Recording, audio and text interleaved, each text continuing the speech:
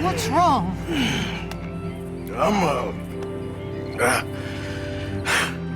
I'm dying, sister. Okay? Yeah, I got TB. I got it. Beating a man to death for a few bucks.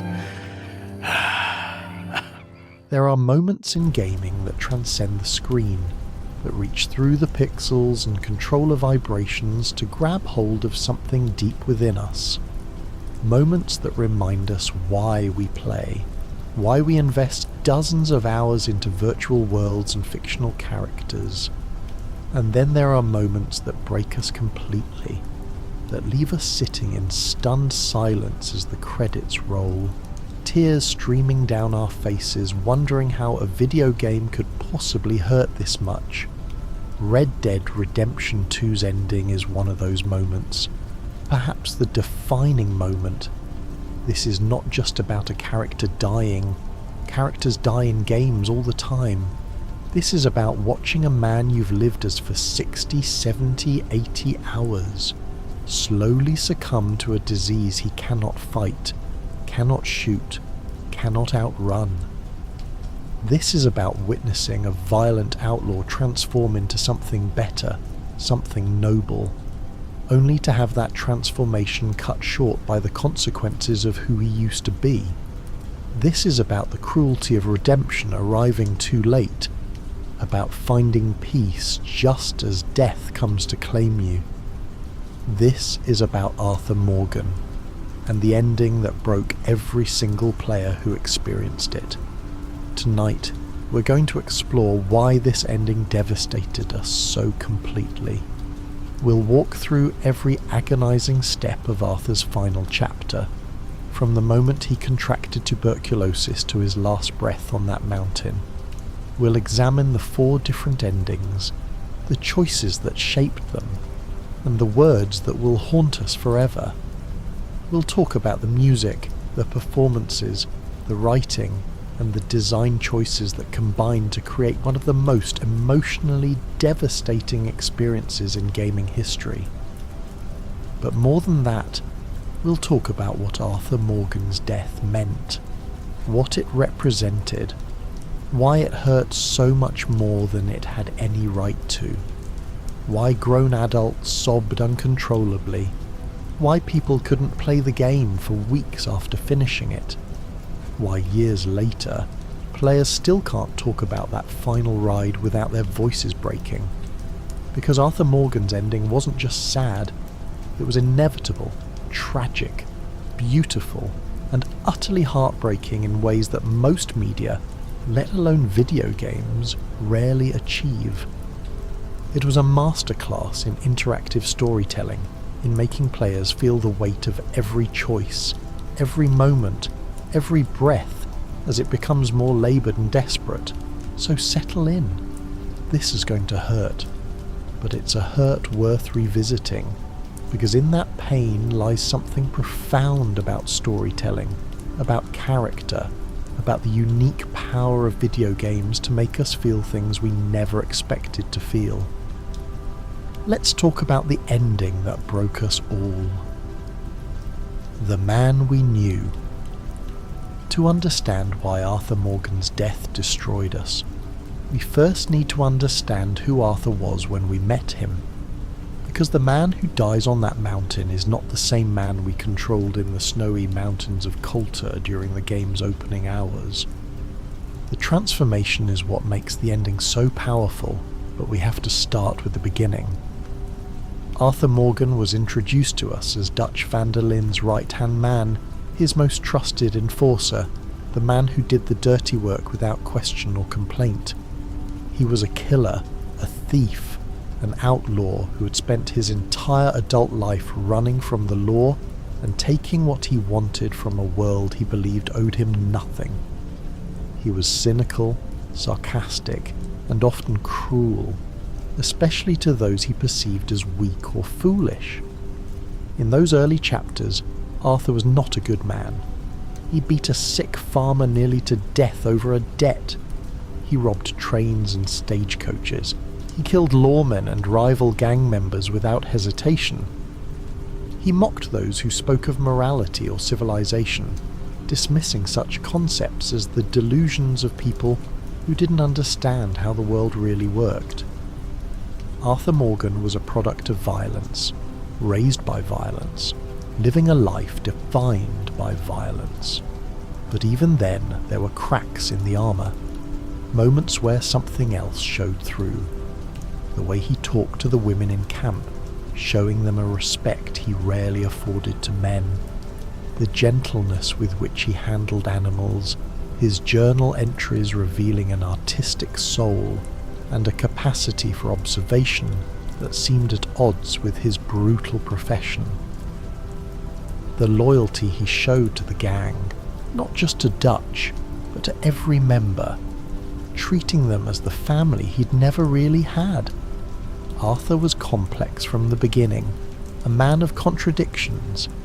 He could shoot a man in cold blood one moment and then sit by a campfire sketching the landscape the next. He could rob a train and then donate money to a widow. He could beat someone senseless for disrespecting him, and then show infinite patience with the young gang member learning to shoot. These contradictions made him feel real, made him feel human in ways that video game protagonists rarely do. And then there was his relationship with Dutch. Arthur believed in Dutch with a faith that bordered on religious devotion. Dutch had saved him as a young man, had given him purpose and family when he had nothing. Arthur would have died for Dutch without hesitation, would have followed him anywhere, done anything he asked. This loyalty, this blind faith in a charismatic leader, was both Arthur's greatest strength and his greatest weakness. As players, we inhabited Arthur's body and made his choices, but we also observed him as a character separate from ourselves. We heard his voice, his comments on the world around him, his interactions with other characters. We read his journal entries, intimate thoughts he shared with no one else. We watched him move through the world with a confidence born of violence and a weariness that suggested he was tired of it all. Arthur Morgan was a man who had lived too long in a world that was dying around him. The Wild West was ending, civilization was encroaching, and men like Arthur were becoming obsolete. He knew it, even if he didn't want to admit it. You could hear it in his voice when he talked about the old days, see it in the way he looked at the modern world with a mixture of contempt and resignation. He was also a man haunted by his past, references to a woman named Mary, to a son who had died, to choices he had made and couldn't unmake. Arthur carried his regrets like physical weight, and you could feel it in every movement, every sigh, every moment of silence when he was alone with his thoughts. He was not a man at peace with himself or his life, but he was loyal. God, was he loyal to Dutch, to the gang, to the idea that they were a family and families stuck together no matter what. This loyalty would be tested, would be broken, would ultimately be what drove Arthur to his final choices. But in those early chapters it was absolute. Arthur Morgan would burn the world down for his family. This was the man we knew, violent, loyal, complex, haunted, and utterly compelling. We spent hours as Arthur, riding across the frontier, getting into gunfights, hunting, fishing, helping strangers, robbing trains.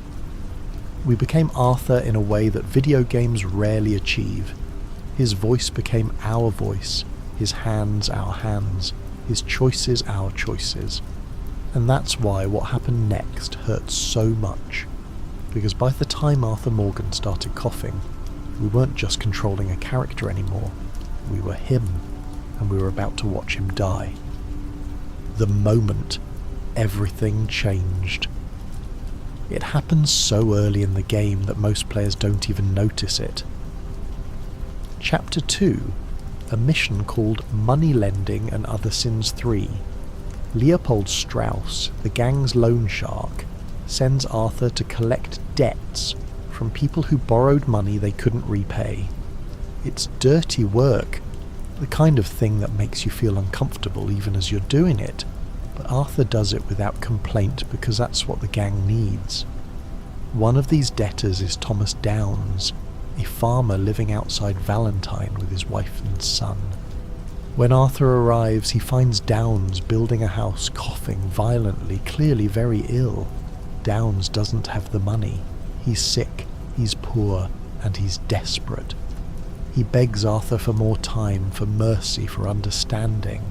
Arthur gives him none of these things. What follows is brutal. Arthur beats Thomas Downs, punching him repeatedly, knocking him to the ground, demanding the money the man doesn't have. Downs coughs blood, splattering it across Arthur's face and shirt.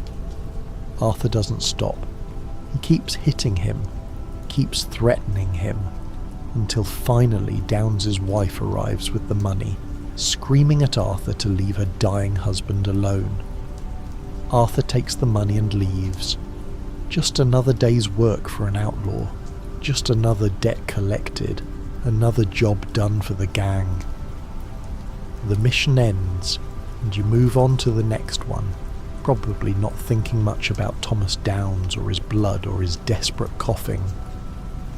But that blood on Arthur's face was a death sentence. Tuberculosis in 1899 was a killer. There was no cure, no treatment that worked, no hope for anyone who contracted it. It was called consumption because it consumed you from the inside, slowly destroying your lungs until you couldn't breathe, couldn't function, couldn't do anything but wait for death. It spread through bodily fluids, blood, saliva, the spray from a cough, and Thomas Downs, in his desperation and pain, had coughed his infected blood directly into Arthur Morgan's face. The game doesn't tell you this immediately. It doesn't flash a warning on screen or have Arthur comment on it. The moment passes and the game continues. But if you're paying attention, if you're observant, you start to notice small things. Arthur coughs occasionally. Just a little cough, nothing serious, the kind of thing you might not even register, but it's there, planted like a seed that will grow into something terrible. Chapters pass. The gang moves from Horseshoe Overlook to Clemens Point to Shady Bell. Arthur continues his work, robbing and killing and doing whatever Dutch asks of him. The cough persists, becomes slightly more frequent, but it's easy to dismiss. Maybe he's just got a cold. Maybe it's the dust from riding. Maybe it's nothing, but it's not nothing. And deep down, even if we don't want to admit it, we know it's not nothing. The genius of Rockstar's approach here is in the subtlety. They don't hit you over the head with Arthur's illness. They let it build slowly, naturally, the way tuberculosis actually progresses. First it's just a cough, then it's a cough that happens more often. Then Arthur starts looking tired in cutscenes, his face drawn, his movements slightly slower. Then the cough becomes more violent, more painful, impossible to ignore. By chapter 5, when the gang is stranded on Guarma, Arthur is noticeably unwell. He's still functioning, still fighting, still doing what needs to be done, but something is clearly wrong. The cough is constant now, racking his body, leaving him breathless. Other characters start to notice, start to comment on it. Dutch dismisses it, tells Arthur he just needs rest, but we know better. We've known for a while now, even if we didn't want to believe it. The Downs mission was in chapter 2. By chapter 5, the disease has been progressing for months of in-game time, slowly destroying Arthur's lungs, slowly killing him. And we've been playing as him the entire time, watching him deteriorate, feeling him get weaker, hearing that cough become more and more frequent, This is where Red Dead Redemption 2 does something that most games never attempt. It makes you feel the disease, not just see it, not just acknowledge it intellectually, but actually feel it through the gameplay. Arthur moves slower, his stamina drains faster, he can't run as far or fight as long. The screen blurs slightly during intense moments. The sound design changes, with Arthur's breathing becoming more laboured, more desperate. You're not just watching Arthur die, you're dying as Arthur. Every mission becomes harder, every gunfight more exhausting, every ride across the frontier more laboured. The game is making you experience the physical reality of tuberculosis, the way it steals your strength, your breath, your ability to do the things you once did without thinking. And it's terrifying, because you know where this is going. You know that tuberculosis in 1899 is a death sentence. You know that no matter what you do, no matter how many side quests you complete, or how much money you earn, or how many people you help, Arthur Morgan is going to die. The game has sentenced him to death, and there's nothing you can do to stop it. This knowledge, this certainty of Arthur's fate, transforms everything that comes after. Every conversation takes on new weight. Every moment of beauty or peace becomes precious because you know it's temporary. Every time Arthur coughs, you feel it like a punch to the gut, a reminder that time is running out. The Downs mission was the moment everything changed, even if we didn't know it at the time. That blood on Arthur's face was the beginning of the end, and the cruelty of it, the tragic irony, is that Arthur was just doing his job. He was collecting a debt for the gang, being the enforcer he'd always been, doing what Dutch asked of him. He didn't know Thomas Downs was sick. He didn't know that beating this man would kill him. But it did. That moment of violence, that routine act of cruelty in a life full of such acts, became the thing that doomed Arthur Morgan. And there's something profound in that, something that speaks to the game's themes about violence and consequence, about how the life you live catches up to you in ways you never expect. Arthur Morgan spent his entire adult life hurting people, and in the end it was one of those people who killed him, not with a gun or a knife, but with a disease passed through blood and desperation. The violence came back to him, as violence always does, and it came in a form he couldn't fight. The diagnosis. The moment comes in Chapter 6 in a mission called A Fork in the Road. Arthur collapses in St. Denis, coughing up blood, unable to stand, his body finally giving out after months of fighting the disease. A stranger helps him to a doctor, and what follows is one of the most devastating scenes in gaming history. The doctor examines Arthur, listens to his breathing, looks in his mouth, checks his pulse, and then, with the clinical detachment of someone who has delivered this news many times before, he tells Arthur Morgan that he has tuberculosis. Advanced tuberculosis. Terminal tuberculosis. Arthur's reaction is what makes the scene so powerful. He doesn't break down. He doesn't rage or cry or beg. He just sits there, stunned, as the reality of his situation sinks in. Roger Clark's performance here is phenomenal. You can hear Arthur's world shattering in his voice, see it in his eyes, feel it in the way he struggles to process what he's being told. "How long?" Arthur asks, his voice barely above a whisper. The doctor is honest. A few weeks, maybe a couple of months if he's lucky. There's no cure, no treatment that will save him. The doctor can give him something to ease the symptoms, to make him more comfortable, but that's all. Arthur Morgan is going to die, and there's nothing anyone can do about it. The doctor asks how Arthur contracted the disease. Arthur thinks back, and we see a flashback to the Downs mission, to Thomas Downs coughing blood into his face, the moment that sealed his fate. Arthur realizes in that instant exactly how and when he was infected. He remembers beating that sick man, remembers the blood, remembers walking away without a second thought. The irony is not lost on him, or on us. What makes this scene so emotionally devastating is not just the diagnosis itself, but what it represents. Arthur Morgan has spent the entire game believing he's invincible, that he can shoot his way out of any situation, that as long as he's fast and strong and loyal to Dutch, everything will be okay. He's survived countless gunfights, escaped from the laws dozens of times, cheated death more times than he can count. And now he's being told that none of that matters. All his strength, all his skill, all his violence, it's useless against this enemy. He can't shoot tuberculosis, he can't outrun it, he can't intimidate it or threaten it or make it back down. It's inside him, killing him slowly, and there's absolutely nothing he can do about it. This is the moment when Arthur Morgan realizes he's not the protagonist of his own story anymore.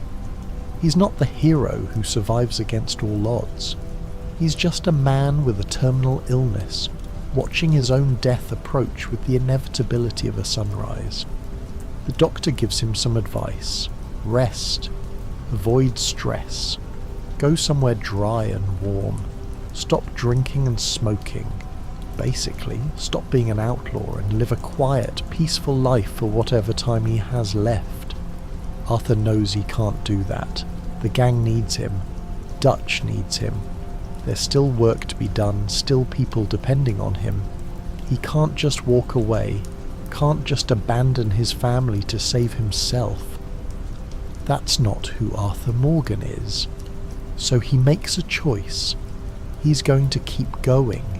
He's going to keep fighting. He's going to use whatever time he has left to do what needs to be done. And if he dies in the process, well, at least he'll die on his feet doing something that matters. This choice, this decision to keep fighting even though he knows he's dying, is what sets up Arthur's redemption arc. Because once Arthur knows he's going to die, once he accepts that his time is limited, something fundamental changes in him. He starts to question things he never questioned before. He starts to see Dutch's plans for what they are: desperate, delusional, dangerous. He starts to care less about loyalty to the gang and more about doing what's right. When you know you're dying, when you know your time is measured in weeks rather than years, your priorities shift. The things that seemed important before, money, reputation, loyalty to a cause, start to matter less. What matters is legacy. What matters is making your remaining time count for something. What matters is trying to be better than you were, even if it's too late to undo all the harm you've caused. Arthur leaves the doctor's office and steps out into the streets of St. Denis. The world continues around him. People going about their lives completely unaware that the man walking past him is dying. The sun is shining. Birds are singing. Life goes on, indifferent to Arthur Morgan's fate. And Arthur just stands there for a moment, taking it all in. You, as the player, control him, but you might find yourself just standing there too, not sure what to do next, not ready to continue the story, because continuing means moving closer to the inevitable end. This is the power of the diagnosis scene. It's not just a plot point or a story beat. It's a moment of profound emotional impact that changes everything about how you experience the rest of the game. Every mission after this carries the weight of Arthur's mortality. Every conversation is coloured by the knowledge that these might be his last words to these people. Every sunrise he sees might be his last. The game gives you this knowledge and then asks you to keep playing, to keep living as Arthur, to keep making choices and completing missions and existing in this world, all while knowing that it's all temporary, that it's all leading to one inevitable conclusion. It's cruel, it's beautiful, it's devastating, and it's exactly what makes Red Dead Redemption 2's story so powerful. Watching him fade. After the diagnosis, the game doesn't pull any punches. Arthur's deterioration is not subtle or hidden. It's front and centre, impossible to ignore. A constant reminder of his mortality that permeates every aspect of the gameplay and story. Physically, Arthur changes before our eyes. His face becomes gaunt, his cheeks hollow, his eyes sunken. He loses weight, his clothes hanging looser on his frame. His skin takes on a greyish pallor, the healthy tan of an outdoorsman replaced by the sickly complexion of someone whose body is failing. The game's incredible attention to detail means you can see these changes in every cutscene, every reflection, every moment when the camera focuses on Arthur's face. But it's not just his appearance, it's everything about him. The way he moves becomes slower, more laboured. Where once Arthur strode confidently through the world, now he walks with the careful deliberation of someone conserving their energy. Running leaves him breathless, coughing, doubled over. Climbing stairs becomes a challenge. Simple physical tasks that were once effortless now require visible effort. The gameplay reflects this deterioration in ways that are both mechanically significant and emotionally devastating. Arthur's stamina core drains faster. His health regenerates more slowly. His Dead-Eye ability, that supernatural gunslinger skill that made him so deadly, becomes less effective. You feel him getting weaker with every passing mission, every passing hour of gameplay. And that cough, God, that cough. It becomes a constant companion, a reminder that never lets you forget what's happening to Arthur. He coughs during conversations, interrupting himself mid-sentence. He coughs during gunfights, leaving him vulnerable. He coughs while riding, while walking, while just standing still. Each cough is violent, painful, racking his entire body. You can hear the fluid in his lungs, hear him struggling to breathe, hear the disease consuming him from the inside. The sound design here is masterful and horrifying. The coughs are not generic sound effects. They're specific, detailed, realistic recordings of what tuberculosis actually sounds like. They're wet and painful and desperate, and they happen constantly, ensuring that you can never forget, not even for a moment, that Arthur is dying. Other characters notice too. They comment on how sick Arthur looks, how worried they are about him. Some show genuine concern. Charles, Sadie, John. Others, like Micah, mock him for his weakness, seeing his illness as an opportunity to undermine him. Dutch tragically seems to barely notice, too consumed by his own plans and paranoia to truly see what's happening to his most loyal man. The gang's camp interactions take on a heartbreaking quality. Arthur sits by the fire, and you can see how much effort it takes for him to just exist, to maintain the facade of normalcy. He tries to participate in the songs and stories, but he's exhausted, fading, clearly not long for this world.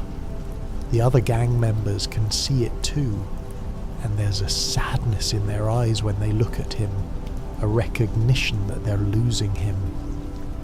Arthur's journal entries during this period are particularly devastating.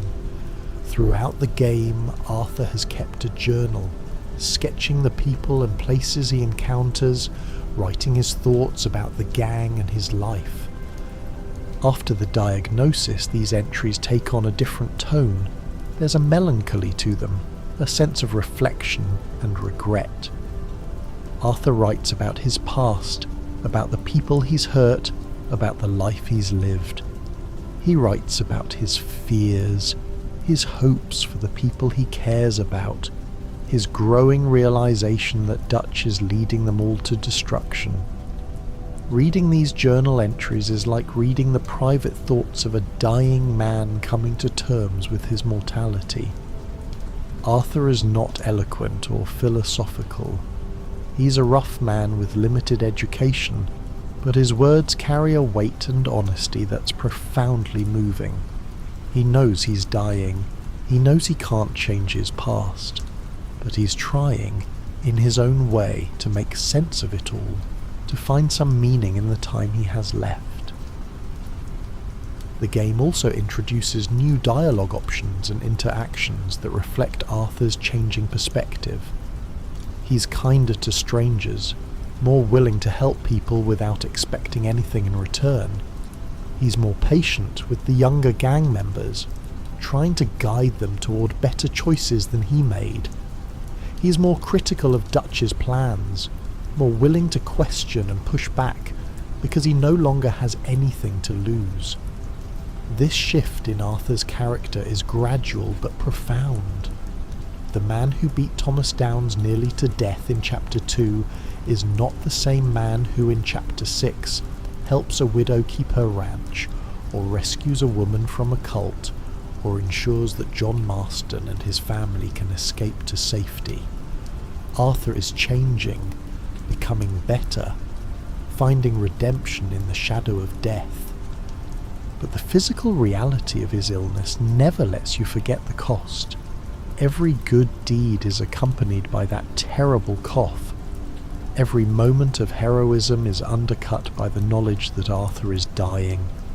He's trying to be better, trying to do good, but his body is betraying him, failing him, counting down the moments until it can no longer continue. There's a particular cruelty in this. Arthur is finally becoming the man he should have been all along, finally breaking free from Dutch's influence and thinking for himself, finally using his strength to protect rather than harm. And it's all happening as he's dying. He's finding redemption just as he's running out of time to enjoy it. The game makes you feel this cruelty in every moment. You want Arthur to survive, to have a chance to live this better life he's discovering. But you know he won't. You know that every mission brings him closer to the end, that every sunrise might be his last, that all this growth and change is happening in the shadow of inevitable death. Watching Arthur fade is not a passive experience. You're not just observing it from a distance. You're living it, feeling it, experiencing it through the gameplay and the story and the constant, terrible reminder of that cough. The game forces you to inhabit a dying man's body, to feel his weakness, to struggle with tasks that were once simple, to watch the world continue around you while you slowly lose the ability to participate in it. It's one of the most emotionally brutal experiences in gaming, and it's about to get worse. The transformation. Something remarkable happens to Arthur Morgan in Chapter 6. As his body fails, as the tuberculosis consumes him from the inside, his spirit transforms. The cynical, violent outlaw who beat a sick man for money becomes something else entirely. A man desperately trying to do good with the time he has left, trying to save the people he cares about, trying to find some redemption for a life spent hurting others. This transformation is not sudden or unrealistic. It's been building throughout the game, visible in small moments and choices, but the diagnosis accelerates it, crystallizes it, makes it urgent. Arthur knows he's dying. He knows he can't undo his past, but he can try to make his remaining time count for something. He can try to be better than he was. The game gives you the agency to shape this transformation through the honor system. Your choices as Arthur, whether you help people or harm them, whether you show mercy or cruelty, whether you act selfishly or selflessly, determine Arthur's honour level. And in Chapter 6, these choices take on profound significance, because they're not just about gameplay mechanics or unlocking different endings. They're about who Arthur Morgan is in his final days, about what kind of man he chooses to be when he knows death is coming. If you play Arthur with high honour, helping strangers and showing kindness, the game reflects this in his character. He becomes gentler, more thoughtful, more at peace with himself despite his circumstances. His journal entries express hope that he's doing some good, that maybe he can balance the scales a little before he dies. Other characters notice the change in him, comment on how he seems different, better somehow. There's a particularly powerful moment when Sister Calderon, a nun Arthur has helped throughout the game, talks to him about his life and his choices. Arthur, broken and dying, confesses that he's afraid, not of death itself, but of what comes after. He's done terrible things, hurt so many people. He's not sure there's redemption for someone like him. Sister Calderon tells him that it's never too late to change, that seeking redemption is itself a form of redemption. She tells him that the fact that he's trying, that he's helping people, that he's using his remaining time to do good, that matters. That counts for something. This conversation, this moment of grace offered to a dying outlaw, is one of the most emotionally powerful scenes in the game. Arthur wants so desperately to believe her, to believe that his efforts mean something, that he can be more than the sum of his sins, and you, as the player, want to believe it too. You want Arthur to find peace, to die knowing that he became something better in the end. But the game never lets you forget the cost of Arthur's past. Throughout Chapter 6, he encounters people he's hurt, people who remember what he did to them. Mrs. Downs, the widow of the man whose blood infected Arthur, confronts him about the violence he inflicted on her family. Arthur can apologize, can try to make amends, but he can't undo what he did. The past is fixed, immutable, and it haunts him. This is where Red Dead Redemption 2's storytelling becomes truly sophisticated. Arthur's redemption is not clean or simple. He doesn't get to erase his past or be forgiven by everyone he's wronged. Some people will never forgive him, and he has to live with that.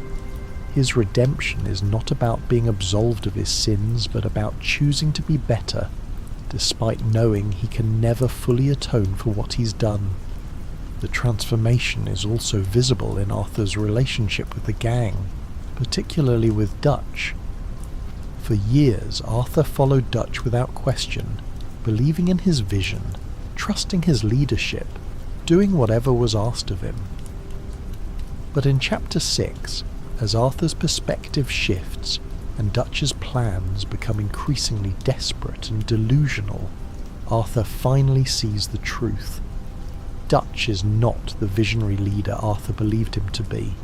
He's a con man, a narcissist, a man who cares more about his own legend than about the people who follow him.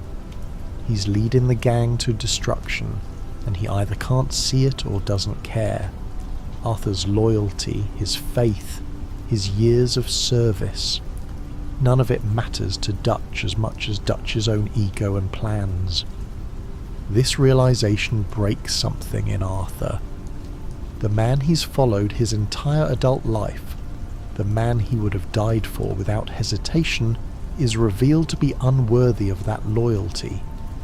It's a betrayal that cuts deeper than any physical wound, a loss of faith that leaves Arthur unmoored and searching for something to believe in.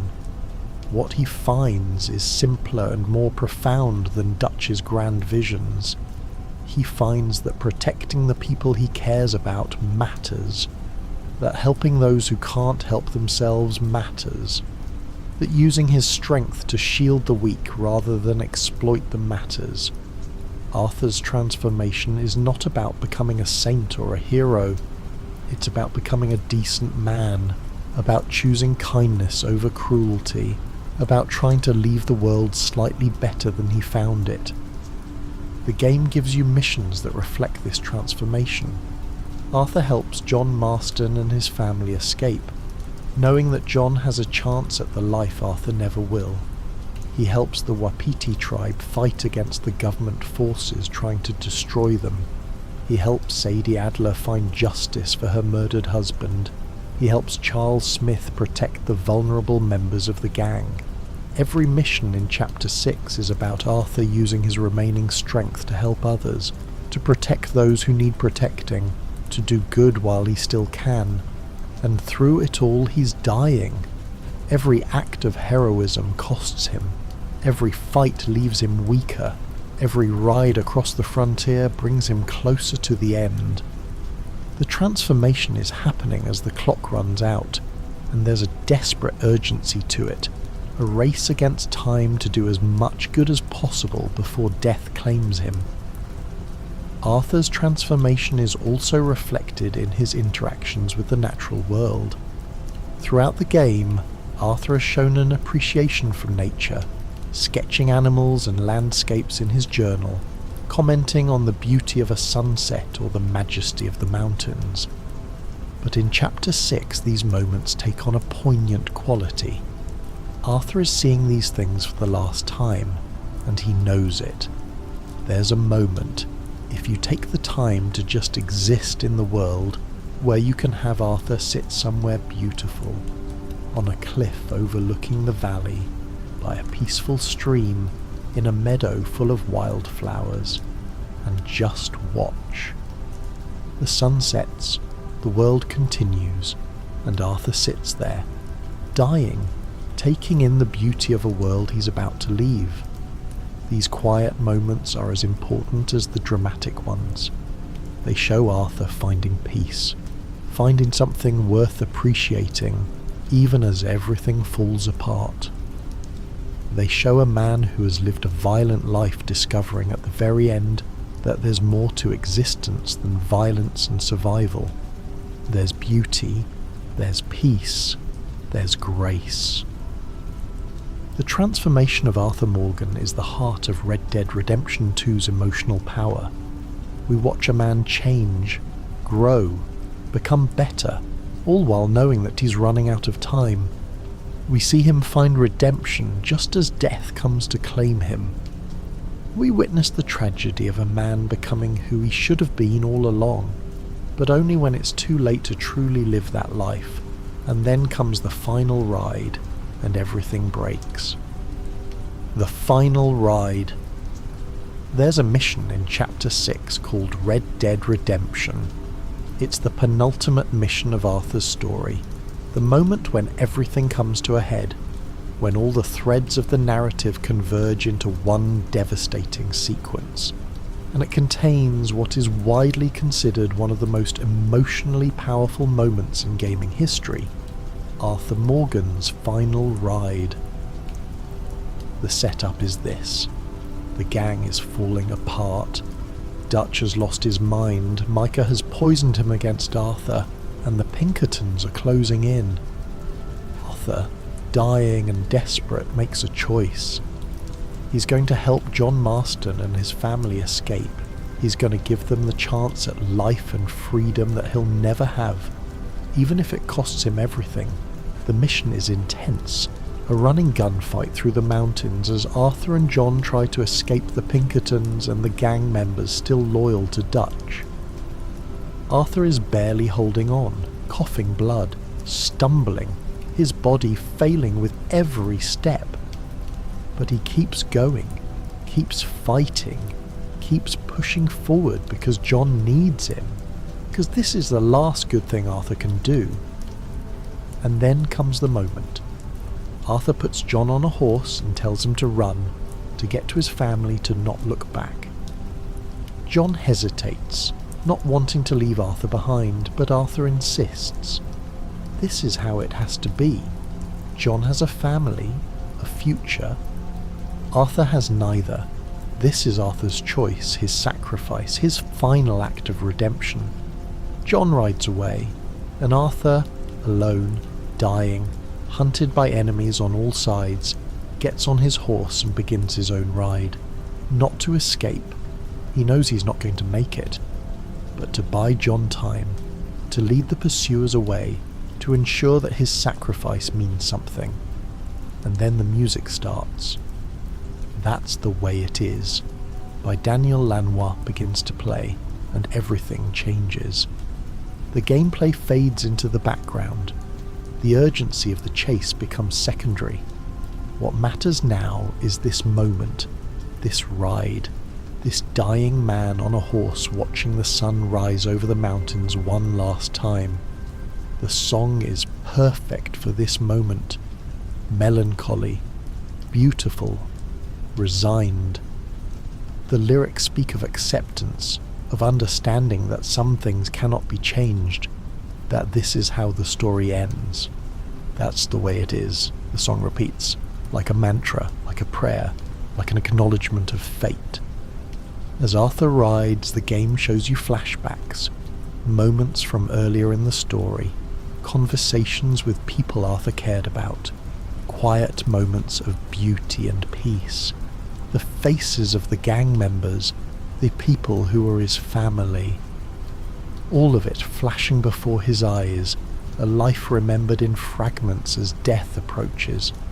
Players have described this sequence as devastating. Many report crying uncontrollably during this ride, unable to hold back the emotion as they watch Arthur's final moments unfold. The combination of the music, the visuals, the knowledge of what's coming, and the emotional investment of dozens of hours spent as this character, it all comes together in a perfect storm of heartbreak. You're not just watching Arthur die, you're riding with him. You're controlling him as he makes this final journey. You're experiencing his last moments of freedom, his last sunrise, his last ride across the frontier he's called home his entire life. The interactivity makes it so much more powerful than any cutscene could be. You're not a passive observer, you're Arthur, and you're dying, and you're riding toward the end with full knowledge of what's waiting. The game's attention to detail shines here. If you've bonded with your horse throughout the game, if you've spent time caring for it and riding it across hundreds of miles, what happens next will destroy you. As Arthur rides, if his horse has been with him long enough, the game triggers a special scene. The horse is shot, falls, dies, and Arthur, dying himself, crawls over to his faithful companion and thanks it, tells it was a good horse, says goodbye. This moment breaks players. The horse has been your constant companion throughout the game, your means of transportation, your partner in countless adventures, and now it's dying, and Arthur is dying, and you're watching both of them say goodbye to each other. It's a small moment in the grand scheme of the story, but it's devastating in its intimacy and honesty. Arthur continues on foot, stumbling up the mountain, coughing blood, barely able to stand. The sun is rising, painting the sky in brilliant colours. It's beautiful, this sunrise. Perhaps the most beautiful Arthur has ever seen, and it's his last. The final ride is not just a gameplay sequence or a story beat. It's a meditation on mortality, on sacrifice, on the end of a life and an era. Arthur Morgan is dying, but so is the Wild West, so is the outlaw life, so is everything he's ever known. The world is changing, moving on without him, and there's a melancholy beauty in that recognition. Players have reported that they deliberately slowed down during this sequence, not wanting it to end, wanting to give Arthur a few more moments of peace before the inevitable conclusion. They've described taking screenshots, recording videos, trying to capture this moment because it felt important, sacred even. They've talked about how the music and the visuals and the motion combined to create something transcendent, something that elevated video games as a medium. The final ride is where Red Dead Redemption 2 achieves something that few games ever do. It makes you feel the weight of a character's entire journey, the sum of all their choices and experiences compressed into a single, perfect moment of emotional catharsis. It's not manipulative or cheap. It's earned, built on dozens of hours of character development and player investment. And then the ride ends. Arthur reaches the top of the mountain, and what happens next depends on the choices you've made throughout the game. 4 endings, 1 fate. Red Dead Redemption 2 has 4 different endings for Arthur Morgan, determined by 2 factors: your honor level, high or low, and your final choice in the mission, help John escape or go back for the money. But regardless of which ending you get, one thing remains constant. Arthur Morgan dies. There is no happy ending, no last-minute cure, no miraculous survival. Arthur's fate is sealed from the moment Thomas Downes coughed blood into his face. The 4 endings are: 1. High honour, help John. Arthur dies peacefully watching the sunrise. 2. High honour, go for money. Arthur dies peacefully after being stabbed by Micah. 3. Low honour, help John. Arthur is shot in the face by Micah. 4. Low honour, go for money. Arthur is stabbed in the back by Micah. The high honour endings are considered the good endings, the ones that most players experience and that feel most true to Arthur's redemption arc. The low honour endings are brutal and nihilistic, showing a man who never found redemption dying violently and alone. But all of them are heartbreaking in their own way. Let's focus on the high honour, help John ending, as it's the most emotionally resonant and the one that most players consider the true ending. After the final ride, Arthur reaches the top of the mountain. Micah is there, having followed him, ready to finish what the tuberculosis started. A fight ensues, brutal and desperate. Arthur, weakened by disease, can barely defend himself. Micah beats him savagely, and Arthur fights back with everything he has left, but it's not enough. He's dying, and they both know it. Dutch arrives, gun drawn, and for a moment there's hope. Maybe Dutch will do the right thing. Maybe he'll shoot Micah, save Arthur, show that some part of the man Arthur believed in still exists. But Dutch doesn't shoot. He just stands there, looking at Arthur, his most loyal man, dying at his feet. And then he walks away, leaving Arthur to his fate. This betrayal, this final abandonment by the man Arthur followed his entire life, is almost worse than the physical beating. Dutch, in the end, chooses Micah over Arthur, chooses his own delusions over the man who gave him everything. It's a betrayal that cuts to the core of Arthur's character, the final proof that his loyalty was misplaced, his faith misguided. Micah raises his gun, ready to execute Arthur, but then there's a sound, gunfire in the distance. The Pinkertons are coming. Micah, coward that he is, runs, leaving Arthur alone on the mountain. And Arthur, broken and bleeding and dying, crawls to a rock overlooking the valley. He sits down, his back against the stone, and looks out at the world. The sun is rising, painting everything in gold and red. It's beautiful, peaceful, the perfect place to die. Arthur's breathing slows, his eyes close, and as the sun rises fully, as the light washes over him, Arthur Morgan takes his last breath and dies. There's no dramatic music in this moment, no final words, just silence and the sound of the wind and the sunrise. Arthur dies as he lived, alone in the wilderness, watching the world continue without him. But there's a peace to it, a sense that Arthur has finally found rest after a lifetime of violence and struggle. The camera lingers on his body for a moment, then pulls back, showing the vast landscape, the mountains and valleys stretching to the horizon. Arthur is gone, but the world remains. Life continues. The sun rises on a new day that Arthur Morgan will never see. This ending destroys players.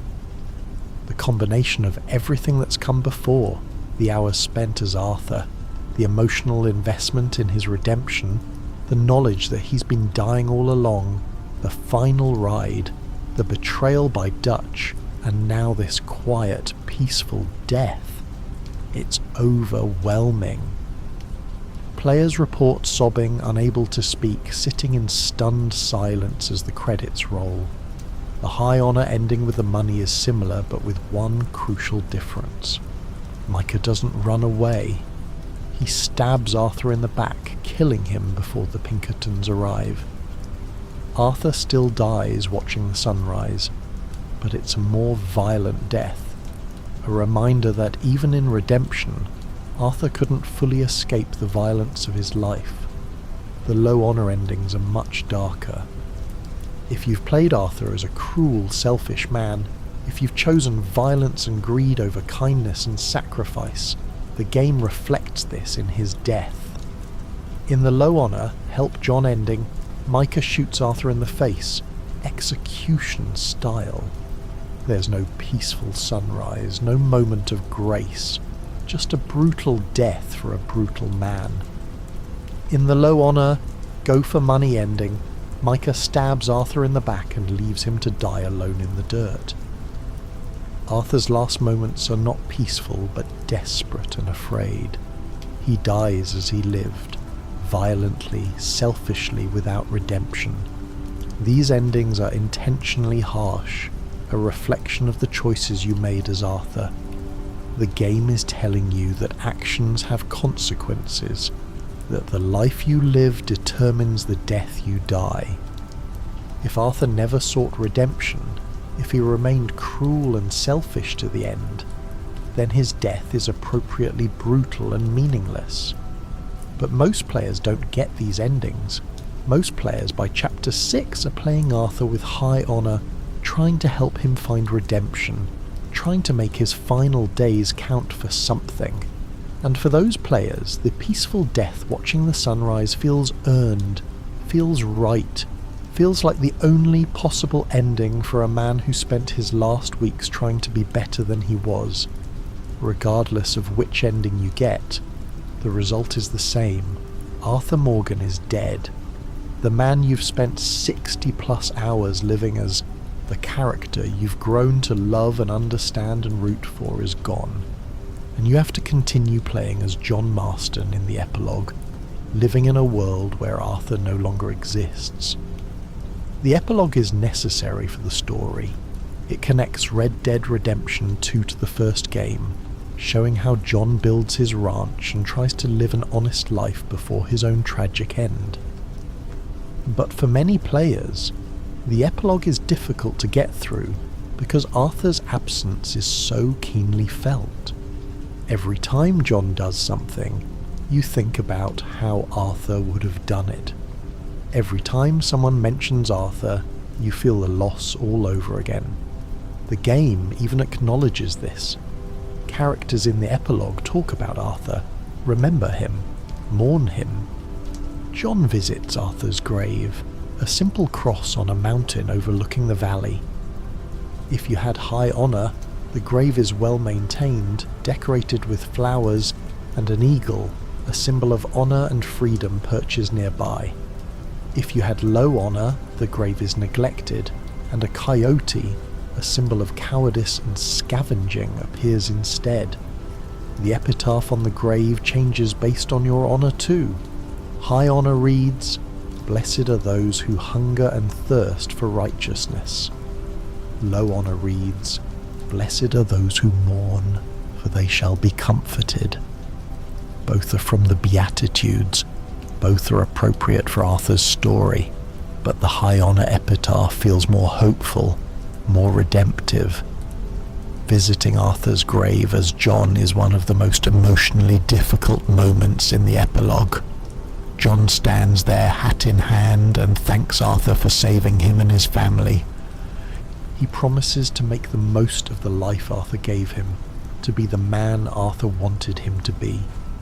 It's a moment of grace and gratitude, but it's also a reminder of what was lost, of the price that was paid for Jon's freedom. The 4 endings all lead to the same place: Arthur's grave on a mountain, a life ended, a story concluded. But the journey to that grave, the manner of Arthur's death, and the emotional weight of that ending vary based on your choices. The game gives you agency in shaping Arthur's final chapter, but it never gives you the option to save him. Some fates are inevitable, and Arthur's death is one of them. The words that broke us throughout Arthur Morgan's final chapter, there are moments of dialogue that hit with devastating emotional force. Words spoken in desperation, in love, in resignation, in hope. These words, delivered with perfect voice acting and writing, are what players remember long after the game ends.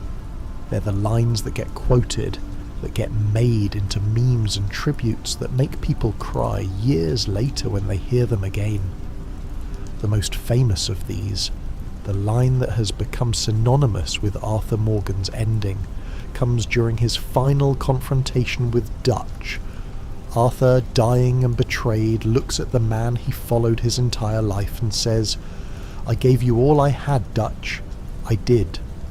5 words, 10 syllables, and they contain everything.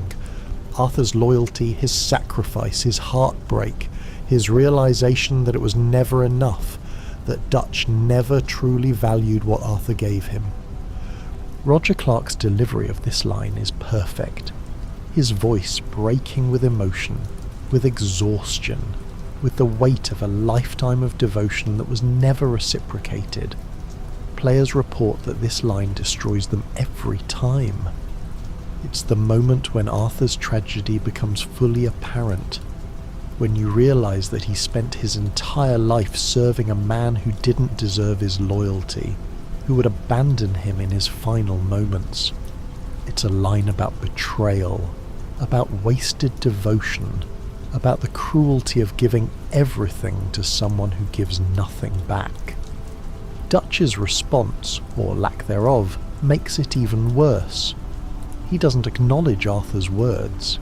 He doesn't defend himself or apologize or show any recognition of what Arthur has sacrificed for him. He just stands there, then walks away, leaving Arthur to die. The silence is more damning than any words could be. Another devastating line comes earlier, during a conversation between Arthur and Jon. Arthur is trying to convince Jon to leave, to take his family and run while there's still time. Jon doesn't want to abandon Arthur, doesn't want to leave him to die alone. And Arthur says, "When the time comes, you gotta run and don't look back. This is over." There's a finality to these words, an acceptance of fate that's heartbreaking.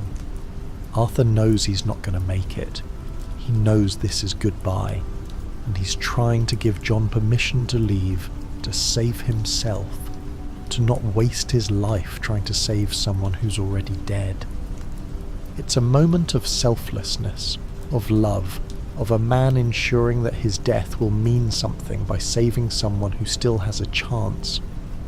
In the High Honor ending, as Arthur sits dying on the mountain, he has a moment of reflection. If you've helped certain characters throughout the game, Arthur might think about them in his final moments. He might remember the people he helped, the good he tried to do, the redemption he sought. And in his last conscious thoughts, there's a sense of peace, a feeling that maybe, just maybe, he did enough. One of the most powerful optional conversations happens between Arthur and the nun, Sister Calderon, in one of their final meetings. Arthur, afraid and dying, asks her if she thinks there's a chance for someone like him, if redemption is possible for a man who's done the things he's done, and she tells him, "You have a kind face, Mr. Morgan, the kind of face that makes people want to trust you. You can use that for good, or you can use that for bad, but you have a choice." Arthur, voice breaking, responds, "I don't think I do. Not anymore." Sister Calderon's reply is gentle but firm. "Of course you do. You always have a choice. And the fact that you're here, asking these questions, seeking to do better, that's already a choice. That's already redemption." This conversation gives Arthur something he desperately needs. Hope. Not hope that he'll survive, but hope that his efforts matter, that his attempts to be better count for something, that he's not beyond saving even if he's beyond curing. For players, this conversation is a moment of grace in a story full of tragedy, a reminder that it's never too late to try to be better. Another line that resonates deeply comes from Arthur's journal. Throughout the game, Arthur writes his thoughts, and in Chapter 6, his entries become increasingly reflective and melancholy. One entry reads, "I don't know how long I got left, but I'm going to use it well. I'm going to help folks who need helping, and I'm going to try to make sure John and his family get out. That's all I can do now. Try to do some good before I'm gone." This simple statement encapsulates Arthur's entire redemption arc. He's not trying to be a hero or a saint. He's just trying to do some good, to use his remaining time to help people, to leave the world slightly better than he found it. It's humble and honest and deeply moving. The words exchanged between Arthur and the other gang members in his final days are also significant. Charles, one of Arthur's closest friends, tells him, "You're a good man, Arthur Morgan. Don't let anyone tell you different." Sadie, tough and hardened by loss, shows Arthur a tenderness and respect that speaks to how much he's changed. Even John, who Arthur has a complicated relationship with, expresses genuine love and gratitude for everything Arthur has done for him. These affirmations matter because Arthur doesn't believe them about himself. He sees himself as a bad man trying to do good, not a good man who's done bad things. But the people around him, the people who know him best, see something different. They see a man who's loyal, who's brave, who's trying his best in impossible circumstances. They see the good in him that he can't see in himself. And then there are the words Arthur doesn't say, the conversations he doesn't get to have, the goodbyes he doesn't get to make. Mary Linton, the woman Arthur loved and lost, sends him a letter in Chapter 6. She's heard he's sick and she's worried about him. Arthur can choose to meet with her one last time, and their conversation is full of regret and lost possibilities. They loved each other, but circumstances and choices kept them apart.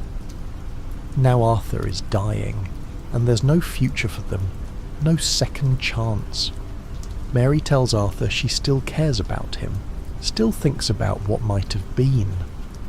Arthur, knowing he's dying, tells her to forget about him, to move on, to find happiness with someone else. It's a moment of selfless love. Arthur letting go of the one person he truly loved because he knows he can't give her the life she deserves. The words that broke us are not just the dramatic declarations or the tearful goodbyes. They're also the small moments, the quiet conversations, the journal entries that reveal Arthur's inner thoughts. They're the way Arthur talks to his horse, thanking it for its service. The way he encourages the younger gang members to be better than he was. The way he finally stands up to Dutch, speaking truth to the man he once followed blindly. These words, combined with Roger Clark's phenomenal voice acting, create a character who feels fully realised and deeply human. Arthur's dialogue is not flowery or poetic. He's a rough man with limited education, but it's honest and raw and real. When he says, "I gave you all I had," you believe him. When he tells John to run, you feel his desperation. When he writes in his journal about trying to do good, you understand his need for redemption. The words that broke us are the words of a dying man trying to make peace with his life, trying to ensure that the people he cares about will be okay, trying to find some meaning in the time he has left. They're simple words, honest words, human words, and they destroy us because they're so real, so relatable, so achingly human. Why it destroyed us. So why did Arthur Morgan's ending break us so completely? Why did a video game character's death affect people so profoundly that they couldn't play for weeks, that they cried uncontrollably, that they still get emotional years later when they think about it? What is it about this particular story, this particular character, this particular ending that hits so hard?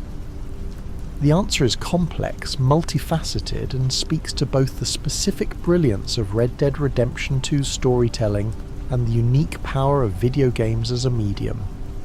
First, there's the time investment. Most players spend 60 to 80 hours completing Red Dead Redemption 2's main story, and many spend even longer exploring the world and doing side content. That's 60 to 80 hours living as Arthur Morgan, making his choices, experiencing his life. You don't just watch Arthur's story unfold, you inhabit it, you participate in it, you become him in a way that's unique to interactive media. This level of investment creates a bond between player and character that's difficult to achieve in other mediums. You're not just emotionally invested in Arthur's fate, you've been Arthur. You've ridden his horse across hundreds of miles of frontier, you've made his choices, fought his battles, lived his life. When Arthur dies, it feels personal in a way that a movie or book character's death rarely does. Second, there's the inevitability of Arthur's fate combined with your powerlessness to change it. From the moment you learn Arthur has tuberculosis, you know he's going to die. The game doesn't hide this from you or give you false hope. Arthur is dying, and there's nothing you can do about it. You can't find a cure, can't avoid the diagnosis, can't save him no matter how well you play or what choices you make. This inevitability creates a unique form of dramatic irony. You know what's coming, but Arthur doesn't, at least not at first. You watch him continue to fight, to plan for the future, to talk about what he'll do after this job or that mission, and you know he won't live to see any of it. This knowledge colours every interaction, every moment, every conversation with a melancholy that's almost unbearable. But it's not just the inevitability, it's the powerlessness.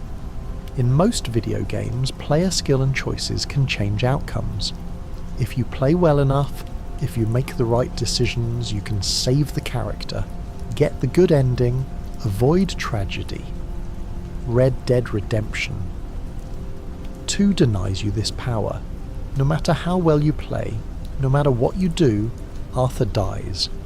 The game forces you to experience loss, to feel helpless, to understand that some things cannot be fixed or avoided. This powerlessness is devastating because it mirrors real life. We can't always save the people we love. We can't always fix what's broken. Sometimes, despite our best efforts, despite doing everything right, tragedy happens anyway.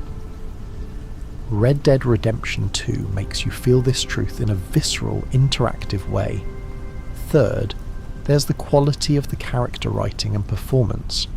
Arthur Morgan is not a simple character. He's not purely good or purely evil. He's complex, contradictory, deeply flawed, and trying to be better. He's a killer who loves animals, a thief who helps strangers, a cynic who believes in loyalty, a violent man seeking peace. Roger Clark's performance brings Arthur to life in a way that's rare in video games. Every line of dialogue, every grunt of pain, every cough, every moment of laughter or anger or sadness feels real. Clark doesn't just voice Arthur, he embodies him, giving the character a depth and humanity that makes him feel like a real person, rather than a collection of pixels and code. The writing is equally exceptional. Arthur's dialogue is natural, his journal entries revealing, his character arc carefully constructed over dozens of hours. The writers at Rockstar created a character who feels authentic, whose transformation from cynical outlaw to redemption-seeking dying man feels earned and believable. When you combine great writing with great performance and dozens of hours of player investment, you get a character that people genuinely care about. Arthur Morgan is not just a protagonist, he's someone players come to love, to root for, to want to see succeed. His death is not just a plot point, it's the loss of someone you've come to know and care about deeply. Fourth, there's the theme of redemption, and the tragedy of it arriving too late. Arthur's transformation in Chapter 6 is profound and moving.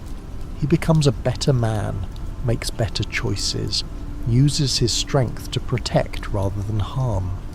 He finds purpose beyond loyalty to Dutch, finds meaning in helping others, finds peace in doing good. But this transformation happens as he's dying. He's becoming the man he should have been all along, just as he runs out of time to be that man. The cruelty of this timing is heartbreaking. Arthur finally breaks free from Dutch's influence, finally sees clearly, finally chooses to be good, and death comes to claim him just as he's starting to live differently. This theme resonates because it speaks to universal human fears and regrets.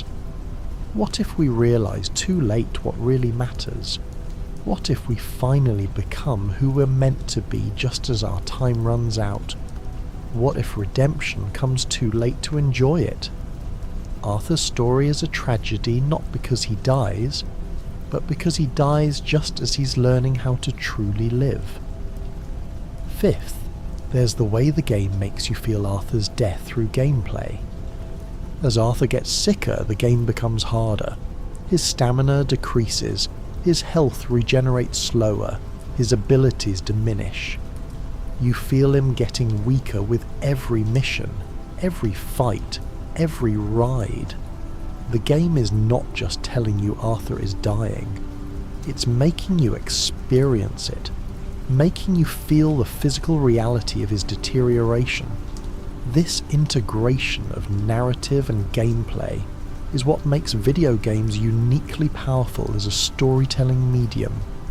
You're not just watching Arthur struggle, you're struggling as Arthur. You're feeling his weakness, his exhaustion, his desperation.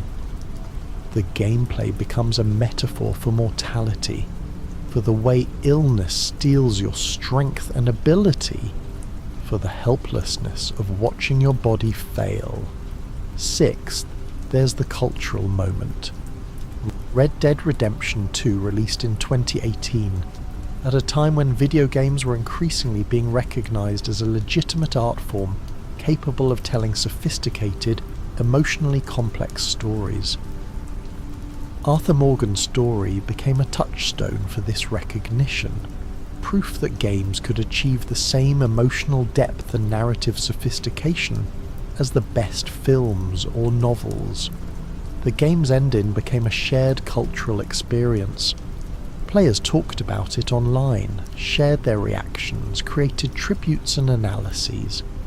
The emotional impact was validated and amplified by this shared experience. You weren't alone in your grief. Millions of other players felt the same way, and that collective mourning made the experience even more powerful. Seventh, there's the music. The soundtrack of Red Dead Redemption 2 is exceptional throughout, but it reaches its peak in the final chapters. That's the way it is during Arthur's final ride is perfectly chosen, its melancholy beauty amplifying the emotional weight of the moment. The song doesn't tell you how to feel. It creates space for your feelings, enhances them, gives them a musical expression that makes the moment even more powerful. Music has a unique ability to access emotions directly, to bypass our rational defenses and hit us in the heart. The combination of the visuals, the story, the gameplay, and the music creates a perfect storm of emotional impact that's almost overwhelming. Eighth, there's the contrast between Arthur's death and typical video game deaths. In most games, death is temporary, a minor setback. You die, you respawn, you try again. Death has no weight, no permanence, no real consequence. But Arthur's death is different. It's final, inevitable, and deeply meaningful. The game forces you to confront mortality in a way that games rarely do, to experience loss and grief, and the finality of death. This contrast makes Arthur's death hit harder. We're conditioned by games to expect that death can be overcome, that there's always a way to win, that the protagonist survives. Red Dead Redemption 2 subverts these expectations, forcing us to accept that sometimes there is no winning, sometimes the protagonist doesn't survive, sometimes tragedy is unavoidable. Ninth, there's the personal connection many players felt to Arthur's struggle.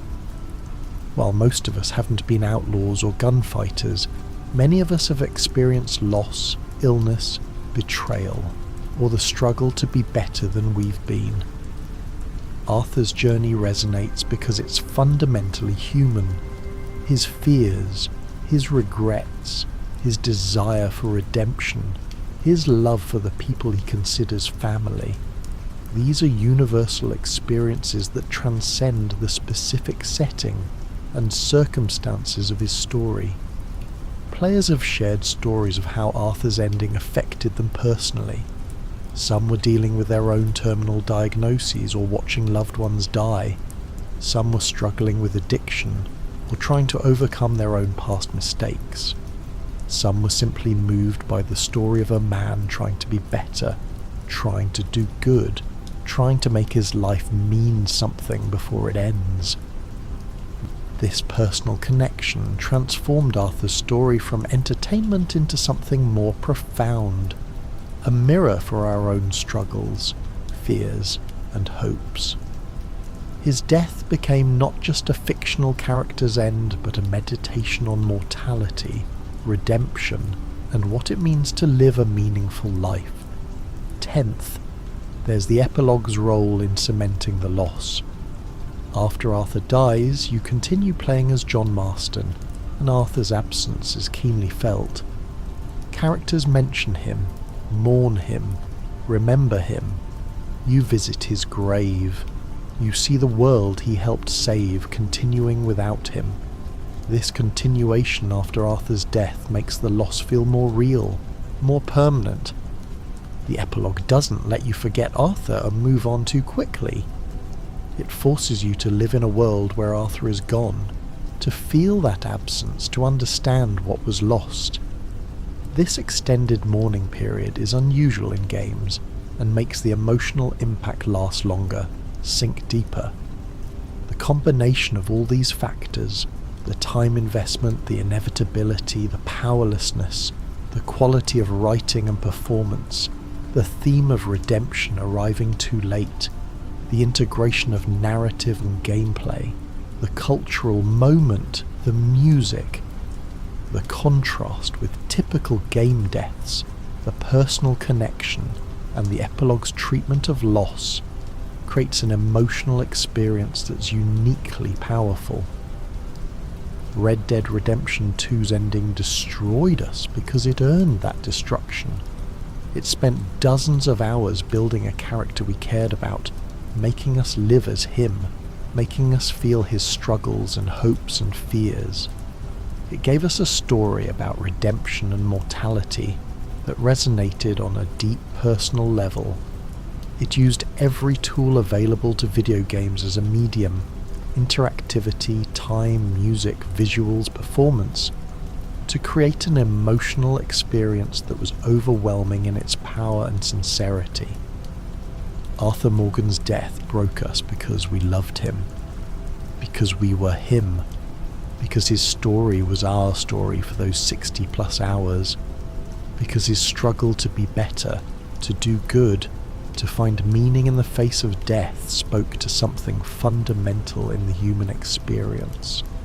Because the game made us feel his death not just intellectually but viscerally, through gameplay and story and music and performance, all working in perfect harmony. And because in the end, we couldn't save him. We could only ride with him to the end, watch the sunrise with him one last time, and say goodbye to a character who had become, in some strange and powerful way, real to us. The legacy of a dying outlaw. Years after Red Dead Redemption 2's release, Arthur Morgan's ending remains one of the most discussed and celebrated moments in gaming history. It's become a benchmark for emotional storytelling in games, a proof of concept that interactive media can achieve the same emotional depth and narrative sophistication as any other art form. The impact of Arthur's story extends beyond just the game itself. It's influenced how other games approach character death and tragedy. It sparked countless discussions about video games as art, about the unique power of interactive storytelling, about the ways games can make us feel things that other media cannot. Players still create tributes to Arthur Morgan: fan art, videos, essays, analyses. They still discuss his character, his choices, his ending. They still get emotional when they hear "that's the way it is," or see screenshots from the final ride. The character has transcended the game to become a cultural icon, a symbol of what video games can achieve when they're firing on all cylinders. Roger Clark, Arthur's voice actor, has spoken about the overwhelming response to the character and his ending. He shared stories of fans approaching him in tears, thanking him for bringing Arthur to life, telling him how much the character meant to them. The emotional connection players feel to Arthur is real and profound, and it's a testament to the power of great performance combined with great writing and game design. The ending has also sparked discussions about the nature of redemption and whether Arthur truly achieved it. Some argue that Arthur's good deeds in Chapter 6 don't erase the harm he caused throughout his life, that redemption requires more than a few weeks of good behaviour. Others argue that the attempt itself is what matters, that Arthur's sincere effort to be better, to help others, to use his remaining time for good is itself a form of redemption. These discussions are valuable because they engage with the game's themes on a deep level, treating it as a serious work of art worthy of analysis and interpretation. The fact that players are still debating Arthur's redemption years later speaks to the complexity and depth of the storytelling. There's also been discussion about the game's treatment of mortality and terminal illness. Some players who have experienced similar situations, watching loved ones die of diseases like tuberculosis or cancer, or facing their own terminal diagnoses, have shared how Arthur's story resonated with them, how it helped them process their own experiences with death and loss. The game's unflinching portrayal of Arthur's physical deterioration, while difficult to watch, is also honest and respectful. It doesn't romanticize death or make it clean and easy. Arthur suffers.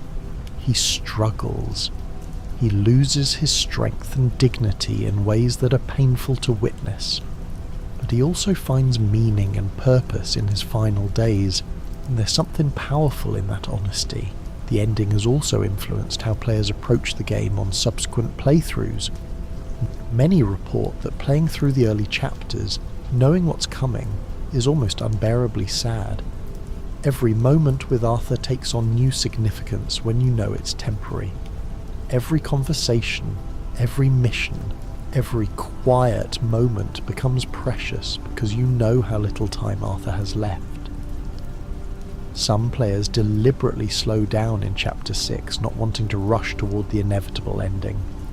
They spend time exploring, completing side quests, just existing in the world as Arthur for as long as possible. They're not trying to beat the game. They're trying to give Arthur a few more days, a few more sunrises, a few more moments of peace before the end. This behaviour speaks to the deep emotional connection players feel to Arthur.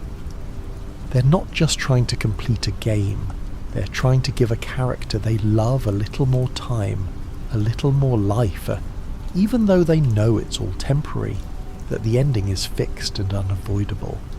The legacy of Arthur Morgan's ending is also visible in how it's changed expectations for video game storytelling. Players now expect more from game narratives, demand more emotional depth and character development. The success of Red Dead Redemption 2's story has shown that there's an audience for complex, emotionally sophisticated narratives in games, that players are willing to invest the time and emotional energy required for these stories. This has led to a renaissance of narrative-focused games, titles that prioritize story and character over pure gameplay mechanics. While not every game needs to be Red Dead Redemption 2, the success of Arthur's story has proven that there's room in the medium for these kinds of experiences, that games can be more than just entertainment. They can be art that moves us, challenges us, makes us feel deeply. The ending has also become a shared cultural touchstone for gamers. Mentioning Arthur's death or the final ride immediately evokes a response from anyone who's played the game. It's become shorthand for emotional devastation in gaming, a reference point for discussing other powerful moments in other games. It's like Arthur's death is a compliment, a recognition that a game has achieved something special, something that resonates on a deep emotional level. There's also been recognition from the industry itself. Red Dead Redemption 2 won numerous awards for its story, writing and performances. Roger Clark won Best Performance at the Game Awards 2018 for his portrayal of Arthur Morgan. The game is frequently cited in discussions about the best video game stories ever told, and Arthur's ending is often mentioned as one of the most powerful moments in gaming history. But perhaps the most significant legacy is simply this. Arthur Morgan's ending proved that video games can break our hearts, that they can make us cry, make us grieve, make us feel loss as deeply as any book or film. That interactive storytelling, when done right, can achieve emotional impacts that are unique to the medium, that leverage the player's agency and investment in ways that other forms of media cannot. The ending broke us because it was designed to break us, because every element of the game was crafted to create that emotional impact. But it broke us in a good way, in a way that reminded us why we love stories, why we play games, why we're willing to invest dozens of hours into virtual worlds and fictional characters. Arthur Morgan's story is a tragedy, but it's a beautiful tragedy. It's a story about a bad man trying to be good, about finding redemption in the shadow of death, about loyalty and betrayal and sacrifice and love. It's a story about the end of an era, about men who outlived their time, about the price of violence and the possibility of change, and it's a story that will stay with everyone who experienced it. Years from now, decades from now, people will still remember Arthur Morgan's final ride, will still get emotional thinking about his last words to Dutch, will still feel the weight of that sunrise on the mountain. The ending broke us, but it also gave us something precious, a reminder of the power of storytelling, of the unique magic that happens when a game makes you not just play a character, but become them, live as them, die as them. The quiet moments we remember. Beyond the dramatic scenes and the devastating ending, there are quiet moments throughout Arthur's final chapter that stay with players long after the credits roll. These are the small, intimate moments that don't drive the plot forward but reveal the depth of Arthur's character and the richness of the game's world. There's the moment when Arthur sits by a campfire alone and you can just watch him exist. He pokes at the fire with a stick, adjusts his hat, looks up at the stars. There's no mission objective, no gameplay purpose. It's just a man dying, taking a moment to rest and think. These moments of stillness are rare in video games, but they're crucial to Arthur's story. They give you space to reflect, to feel, to simply be present with the character. There's the way Arthur interacts with animals. Throughout the game, he can pet dogs, brush his horse, study wildlife. These interactions are gentle, tender, revealing a side of Arthur that contrasts sharply with his violence. In Chapter 6, these moments take on added poignancy. When Arthur brushes his horse, speaking softly to it, thanking it for its service, you can feel the love and gratitude. When he pets a dog in camp, there's a gentleness that speaks to the man he could have been if life had been different. There's Arthur's sketching. Throughout the game, he draws in his journal, landscapes, animals, people. The drawings are simple but expressive, showing Arthur's artistic eye and his appreciation for beauty. In Chapter 6, you might find yourself deliberately seeking out beautiful vistas for Arthur to sketch, wanting to give him these moments of peace and creativity before the end.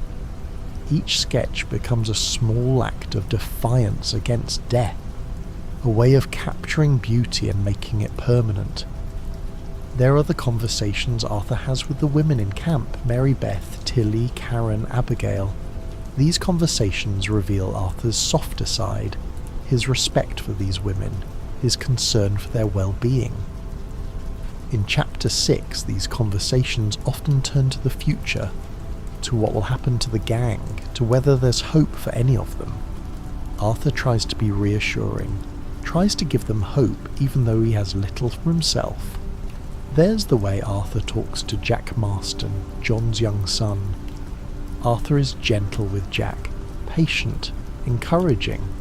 He reads to him, plays with him, treats him with a kindness that suggests Arthur is thinking about his own son, the boy who died years ago. In Chapter 6, Arthur's interactions with Jack take on added weight. He's trying to give this boy the guidance and protection he couldn't give his own son, trying to ensure that Jack has a chance at a better life. There are the stranger missions, those optional encounters with people who need help. In Chapter 6, these missions feel different. Arthur isn't helping these people for money or reputation. He's helping them because it's the right thing to do, because he wants to use his remaining time to do good, because each person he helps is a small act of redemption. These missions are optional, but they're crucial to understanding Arthur's transformation. There's the moment when Arthur returns to places from earlier in the game, the overlook where he and Hosea talked, the spot where he and Lenny got drunk, the places where he had moments of happiness or peace. Returning to these locations in Chapter 6, knowing what's coming is bittersweet. The places haven't changed, but Arthur has.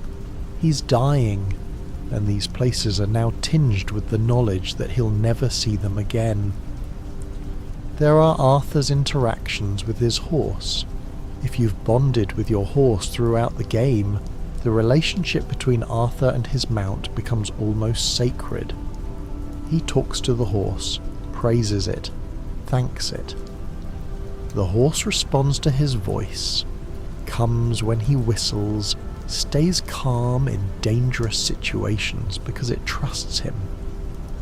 This bond, built over dozens of hours of gameplay, makes the horse's death in the final mission even more devastating. There's the way Arthur looks at sunrises and sunsets in Chapter 6. The game has always had beautiful lighting, but in Arthur's final chapter, these moments of natural beauty feel more significant. Arthur will stop and watch the sun rise or set, and you can almost feel him thinking about how many more he'll see, about the beauty of the world he's about to leave. These moments are not scripted or forced. They happen naturally as you play, and they're all the more powerful for their spontaneity. There are the songs around the campfire. The gang members sing together and Arthur sometimes joins in. His voice is rough but sincere, and there's something deeply moving about hearing this dying man sing with his family, trying to maintain normalcy, trying to hold on to these moments of togetherness even as everything falls apart. The songs are often melancholy, ring-dang-do, Crash of the Elks, Oh My Darling Clementine, and they take on new meaning in Chapter 6, becoming elegies for a way of life that's ending. There's the way Arthur says goodbye to people without them knowing it's goodbye. In his final conversations with gang members, Arthur often gives advice, expresses gratitude, or says things that, in retrospect, sound like farewells. But he doesn't tell them he's dying, doesn't burden them with that knowledge. He just tries to leave them with something positive, something they can remember him by. There are the moments when Arthur is alone in his tent, coughing, struggling to breathe, clearly in pain. These moments are not shown in cutscenes. They happen during gameplay, when you're just existing in camp. You can see Arthur's suffering, his exhaustion, his struggle to maintain the facade of strength. These private moments of weakness are heartbreaking because they show the reality behind the brave face Arthur shows to the world. There's the way Arthur handles his weapons in Chapter 6. Throughout the game, he's been a skilled gunfighter, fast and deadly. But in his final chapter, you can see the effort it takes. His hands shake slightly. His movements are slower. He's still dangerous, still capable, but the ease and confidence are gone, replaced by determination and will. He's fighting through pain and weakness, and you can feel it in every gunfight. There are the letters Arthur receives and sends. Letters from Mary, from people he's helped, from people who remember him. Arthur's responses are often brief and humble, downplaying his actions, deflecting praise. He doesn't see himself as a hero, even when others do. These letters are a reminder that Arthur has touched lives, that his actions have mattered to people, that he's more than just an outlaw. There's the way Arthur looks at photographs. The game allows you to take photos, and Arthur keeps them in his satchel. In Chapter 6, looking through these photos becomes a way of remembering, of holding on to moments that are slipping away. Each photo is a memory, a moment captured and preserved, a reminder of experiences and people that mattered. There are the moments when Arthur just stands still, looking out at the landscape. No mission objective, no gameplay purpose. just a dying man taking in the world, appreciating its beauty, saying a silent goodbye to the only home he's ever known. These moments of stillness and contemplation are rare in action games, but they're essential to Arthur's story. They give weight to his death, make it feel real and significant. These quiet moments are what make Arthur Morgan feel like a real person, rather than just a video game character. They're the moments that don't advance the plot or provide gameplay rewards, but reveal the depth of the character and the world. They're the moments that players remember alongside the dramatic scenes, the moments that make the ending hurt so much because they've shown us who Arthur really is beneath the outlaw exterior. The quiet moments are where we fall in love with Arthur Morgan. The dramatic moments are where we lose him, and the combination of the two creates an emotional experience that's unforgettable. The symbolism of the sunrise. Throughout Red Dead Redemption 2, and especially in Arthur's final chapter, sunrises carry profound symbolic weight. The game's day-night cycle is not just a technical feature, it's a narrative tool, and the sunrise becomes a recurring motif that culminates in Arthur's death. In the High Honor ending, Arthur dies watching the sunrise. This is not accidental or arbitrary. The sunrise represents new beginnings, hope, the promise of a new day. But for Arthur, it's a beginning he won't see, a day he won't live to experience. The symbolism is both beautiful and cruel. Arthur dies at the moment when the world is reborn, when darkness gives way to light, when everything is fresh and new and full of possibility. The sunrise also represents the end of the night, the end of darkness. Arthur has lived his entire life in moral darkness, doing terrible things, hurting people, living as an outlaw. His death at sunrise suggests that he's finally emerging from that darkness, that his redemption is complete just as his life ends. The light that washes over him as he dies is both literal and metaphorical. It's the light of a new day, and the light of grace, of forgiveness, of peace, finally found. There's also the symbolism of the sunrise as something that happens regardless of human action. The sun rises whether we're there to see it or not, whether we're alive or dead. It's indifferent to human suffering, to individual fates. Arthur dies, but the sun rises anyway. The world continues. Life goes on. This indifference is both comforting and tragic. Comforting because it suggests that the world is bigger than any individual tragedy. Tragic because it means Arthur's death, for all its personal significance, is just a small moment in the vast sweep of time. Throughout Chapter 6, Arthur sees many sunrises. Each one could be his last, and the game makes you aware of this. When Arthur watches a sunrise, there's a weight to it, a sense that he's appreciating something he won't see much longer. These moments of beauty become precious, sacred even, because they're numbered. The contrast between sunrise and sunset is also significant. Sunsets represent endings, the close of a day, the coming of darkness.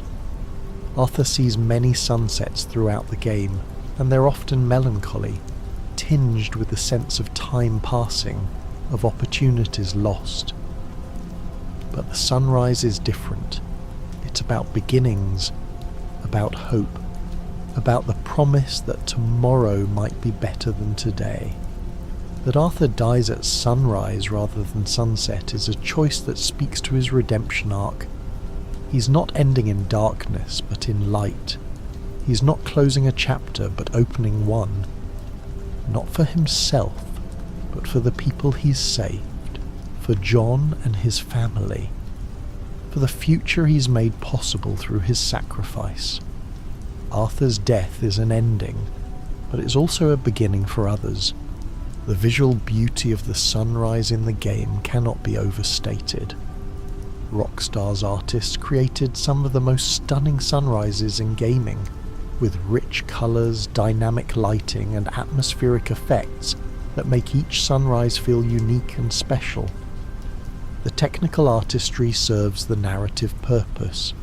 These sunrises are beautiful because they need to be, because Arthur's final sunrise needs to be something worth dying for, something that justifies the peace on his face as he takes his last breath. There's also religious symbolism in the sunrise. In many traditions, light represents divinity, grace, salvation. Arthur dying in the light of the rising sun suggests that he's found grace, that despite his sins, despite everything he's done, there's forgiveness waiting for him. Sister Calderon's words about redemption being possible for anyone are visually confirmed in this moment. Arthur dies in the light, not the darkness. The sunrise also represents the passage of time, the relentless forward movement of life. Each sunrise is a reminder that time is passing, that Arthur is running out of days. In Chapter 6, every sunrise Arthur sees is one closer to his last. The beauty of the sunrise is inseparable from its function as a countdown, a measure of Arthur's remaining time. For players, the sunrise becomes emotionally loaded. Seeing a sunrise in Chapter 6 triggers a complex mix of emotions: appreciation for its beauty, sadness that Arthur won't see many more, fear of the approaching end, hope that Arthur will find peace. The sunrise is no longer just a pretty visual effect, it's a symbol of everything the story is about. Beauty and mortality, hope and loss, endings and beginnings.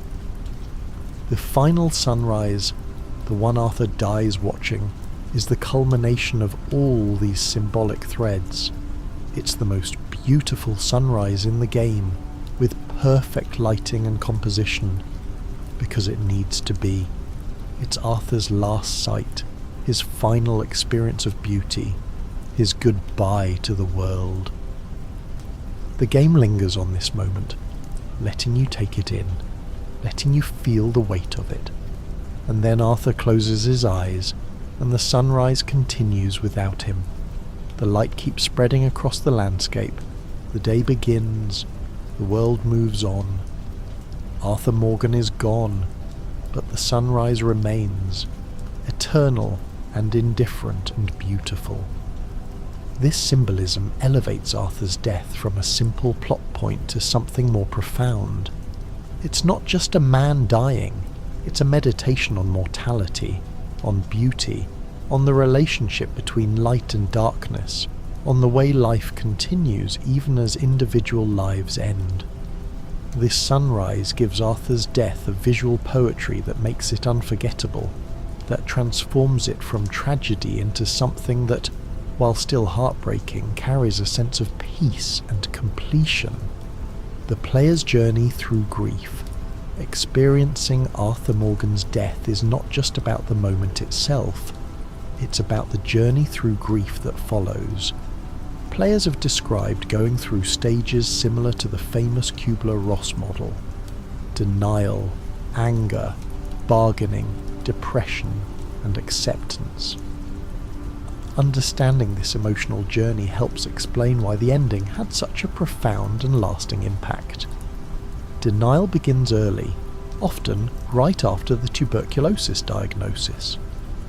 Many players report refusing to believe that Arthur will actually die, convincing themselves that there must be a way to save him, that the game will offer some last-minute cure or miracle. They search online for ways to prevent Arthur's death, hoping to find some secret method or hidden option that will change his fate. This denial persists, even as Arthur's condition worsens, even as the game makes it increasingly clear that there's no escape. Players want to believe that their choices matter enough to change the outcome, that if they play well enough or make the right decisions, Arthur will survive. The game's honour system feeds into this hope. Surely if you play with high honour, if you make Arthur a good man, he'll be rewarded with survival. But the game offers no such reward. Arthur dies regardless of your choices, and this realization leads to the next stage: anger. Players report feeling angry at the game, at Rockstar, at the writers for killing Arthur. They feel angry at Dutch for betraying him, at Micah for being the catalyst of his downfall, at Thomas Downes for coughing blood on him, even at Arthur himself for not being more careful, for not seeing the danger sooner. This anger is a natural response to loss, a way of processing the unfairness of Arthur's fate. Some players express anger at the game's structure, at being forced to continue playing after Arthur's death. They don't want to play as John Marston, they want Arthur back. The epilogue, while narratively necessary, can feel like an unwelcome intrusion, a forced continuation when all you want is to go back to before Arthur died. Bargaining manifests in various ways. Some players restart the game, determined to do things differently, to somehow change the outcome even though they know it's impossible. Others refuse to complete the final missions, keeping Arthur alive by simply not progressing the story. They stay in Chapter 6, doing side quests and exploring, trying to give Arthur more time, more life, even though it's all temporary. Some players bargain with themselves, creating headcanons or alternate endings where Arthur survives, where he gets the cure, where he escapes to a quiet life somewhere. These fan fictions and alternate scenarios are a way of coping with the loss, of creating the happy ending the game denies. Depression is perhaps the most commonly reported response. Players describe feeling genuinely sad for days or weeks after finishing the game. Some report crying multiple times, not just during Arthur's death, but randomly when thinking about it later. Some say they couldn't play the game again for months or even years because the emotional weight was too much. This depression is not trivial or silly. It's a genuine grief response to the loss of a character they'd become deeply attached to. The fact that Arthur is fictional doesn't make the grief less real. The emotional investment was real, the time spent with the character was real, and the loss feels real even if the character wasn't. Players describe feeling empty after Arthur's death, like something important has been taken from them. They miss Arthur's voice, his presence, his way of interacting with the world. Playing as John in the epilogue highlights this absence. John is a fine character, but he's not Arthur, and every moment playing as John is a reminder of what was lost. Finally, there's acceptance. This comes at different times for different players, but it generally involves coming to terms with Arthur's death as the right ending for his story. Players begin to see the beauty in the tragedy, to appreciate the narrative and thematic reasons for Arthur's death, to understand that his sacrifice gave meaning to his life and made possible the futures of the people he saved. Acceptance doesn't mean the ending stops being sad. It means understanding that the sadness is part of the point, that Arthur's death is tragic but also meaningful, that the emotional pain is evidence of great storytelling rather than a flaw. Players who reach acceptance often describe the ending as perfect, as the only way Arthur's story could have concluded, even though it breaks their hearts. This journey through grief is part of what makes Red Dead Redemption 2's ending so impactful. The game doesn't just make you sad in the moment, it takes you through a complete emotional process, a genuine experience of loss and mourning. This is rare in any medium, let alone in video games. The fact that players go through these stages of grief for a fictional character speaks to the power of the storytelling and the unique nature of video games as a medium. You don't just watch Arthur's story, you live it, you make his choices, you inhabit his body for dozens of hours. This level of identification creates a bond that makes his death feel personal in a way that's difficult to achieve in non-interactive media. The grief is also complicated by the knowledge that you could, theoretically, replay the game and bring Arthur back. But most players report that this doesn't actually help. Replaying the game means knowing what's coming, watching Arthur die again, going through the grief again. Some players do replay specifically to spend more time with Arthur, to give him a few more virtual days of life, but they know it's temporary, that the ending is always waiting. There's also a collective aspect to the grief.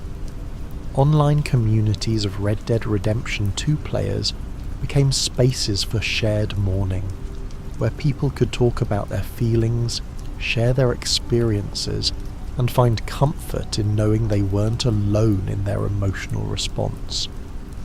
This communal grieving process helped validate the feelings and made the experience less isolating. The journey through grief also includes moments of unexpected triggers. Players report that certain songs, images, or even just thinking about the game can bring back the emotions months or years later. The phrase, "I gave you all I had," can make people tear up long after they've finished the game. Screenshots of Arthur watching a sunrise can evoke powerful emotional responses. The grief may fade, but it never completely disappears. This lasting emotional impact is a testament to the quality of the storytelling. Great art stays with us, changes us, becomes part of our emotional landscape. Red Dead Redemption 2's ending did this for millions of players, creating a shared cultural experience of grief and loss that transcended the medium. The journey through grief is also a journey of appreciation. As players process their emotions, they often come to appreciate the craft and artistry that went into creating such a powerful experience. They recognize the writing, the performance, the music, the design choices that all combined to create this emotional impact. The grief becomes inseparable from the admiration for what Rockstar achieved. Ultimately, the player's journey through grief mirrors Arthur's own journey through his final chapter. Just as Arthur moves from denial about his condition to acceptance of his fate, players move from denial about his death to acceptance of its necessity. Just as Arthur finds meaning in his final days by helping others, players find meaning in their grief by recognizing it as evidence of great storytelling, of a character and story that mattered enough to hurt. The grief is not a bug, it's a feature. It's proof that the game succeeded in its goal of creating an emotionally resonant story, of making players care deeply about a character and his fate. The fact that Arthur Morgan's death can make grown adults cry, can affect them for days or weeks, can stay with them for years, is not a problem to be solved, but an achievement to be celebrated. Why we needed this story. In a medium often criticised for shallow storytelling and emotional manipulation, Red Dead Redemption 2's ending stands as proof that video games can achieve genuine emotional depth and narrative sophistication. But beyond its technical and artistic achievements, Arthur Morgan's story serves a deeper purpose. It's a story we needed, a story that speaks to fundamental human concerns about mortality, redemption, and meaning. We needed a story about a bad man trying to be good, because most of us struggle with our own moral failings. We've all done things we regret, hurt people we care about, made choices we wish we could take back. Arthur's journey toward redemption resonates because it reflects our own desire to be better than we've been, to make amends for our mistakes, to use whatever time we have to do some good. The story doesn't offer easy answers or cheap grace. Arthur's redemption doesn't erase his past or absolve him of his sins. He remains responsible for the harm he's caused, and some people will never forgive him. But he tries anyway, and that trying matters. This is a more honest and mature approach to redemption than most stories offer, and it's one that feels true to real human experience. We needed a story about mortality because death is the one universal human experience, yet it's something we often avoid thinking about or discussing. Arthur's slow death from tuberculosis forces us to confront mortality in a direct, unflinching way. We watch him deteriorate, feel his weakness, experience his fear and acceptance. The game doesn't shy away from the physical and emotional reality of dying, and in doing so it helps us process our own fears about death. The story also explores what it means to die well, to face death with dignity and purpose. Arthur doesn't rage against his fate or fall into despair. He accepts what's coming and focuses on using his remaining time meaningfully. This is a model for how to face mortality, not with denial or fear, but with acceptance and determination to make your final days count. We needed a story about loyalty and betrayal, because these are fundamental to human relationships. Arthur's unwavering loyalty to Dutch and the gang, and Dutch's ultimate betrayal of that loyalty, speaks to the pain of misplaced trust, of giving everything to someone who doesn't deserve it. Many people have experienced similar betrayals, by friends, family, employers, institutions they believed in. Arthur's story validates that pain and shows that it's possible to survive such betrayals, to find new purpose and meaning even after your faith has been shattered. We needed a story about the end of an era because we're all living through the end of various eras. The end of childhood, the end of careers, the end of relationships, the end of ways of life we once knew. The Wild West dying around Arthur is a metaphor for all the endings we experience, all the times when the world changes and leaves us behind. Arthur's struggle to find his place in a changing world resonates because we've all felt that displacement, that sense of being obsolete or out of time. We needed a story about sacrifice because sacrifice is how we show love. Arthur's decision to help John and his family escape, knowing it will cost him his life, is the ultimate expression of love and loyalty. It's a reminder that sometimes the most meaningful thing we can do is give up something precious for the sake of others. In a culture that often emphasizes self-interest and personal gain, Arthur's selfless sacrifice is a powerful counter-narrative. We needed a story about found family because many people's most important relationships are not with blood relatives but with chosen family, friends, partners, communities. The Van der Linde gang, for all its flaws, is Arthur's family, and his love for them drives his actions throughout the game. The story explores both the beauty of found family and its potential for dysfunction, showing how these relationships can be sources of both strength and pain. We needed a story about masculinity that shows strength and vulnerability coexisting. Arthur is physically powerful, skilled in violence, traditionally masculine in many ways, but he's also artistic, emotionally expressive, capable of tenderness and care. He cries, he fears, he loves, he doubts himself. This more complete portrait of masculinity is important in a culture that often demands men suppress their emotions and vulnerability. We needed a story about the consequences of violence, because violence is often glorified in media without showing its true cost. Red Dead Redemption 2 doesn't shy away from violence. It's a game about outlaws and gunfights, but it also shows how violence destroys the people who commit it. Arthur's life of violence catches up to him, not just in his death but in his regrets, his trauma, his inability to escape the cycle he's trapped in. The game asks us to consider the real cost of violence, both to victims and perpetrators. We needed a story about hope in the face of hopelessness. Arthur's situation is objectively hopeless. He's dying. He can't change his past. He can't save himself.